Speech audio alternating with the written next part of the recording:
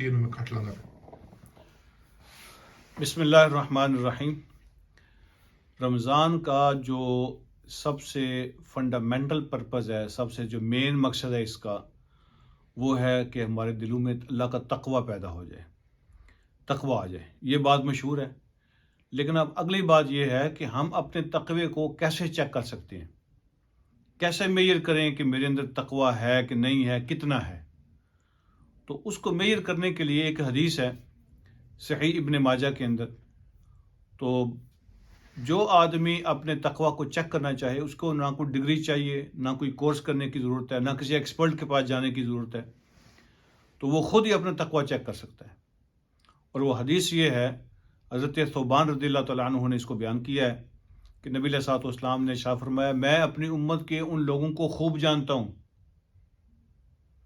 کہ قیامت کے دن وہ آئیں گے تو تہامہ کے علاقے کے جو پہاڑ ہیں، ان پہاڑوں کے برابر ان کے پاس نیکیاں ہوں گی، لیکن اللہ رب العالمین ان نیکیوں کو گرد و غبار بنا کے اور راکھ بنا کے اڑا دیں گے. ان کا کوئی ویٹ اور کوئی ویلیو نہیں ہوگی اللہ کے نزدیک. تو صحابہ نے عرض کیا، اللہ کے نبی صلی اللہ علیہ وسلم، آپ ہمارے لیے ان کی کوئی نشانیاں اور علامتیں کچھ بیان کر دیں تاکہ میں پتہ چل جائے کہ ہم ان لوگوں سے بچ سکیں، اوائڈ کر سکیں کہ وہ کیسے لوگ ہوں گے. تو نبی علیہ الصلوۃ والسلام نے ارشاد فرمایا، تمہارے خاندانوں کے لوگ ہوں گے، تمہارے قبیلے کے لوگ ہوں گے، تمہارے جیسے ہی ہوں گے، اور وہ بھی تہجد کے اندر ایسے ہی نماز پڑھیں گے جیسے تم پڑھتے ہو.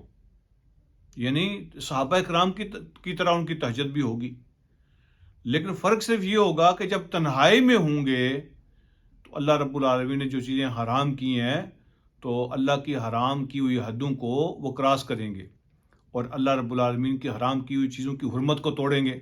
یعنی ان کی تنہائی جو ہے نا وہ محفوظ نہیں ہوگی، تنہائی گندی ہوگی. یہی معیار ہے اپنے تقوی کو چیک کرنے کا. اب یہ چیک کریں کہ آپ کی تنہائی کیسی ہے.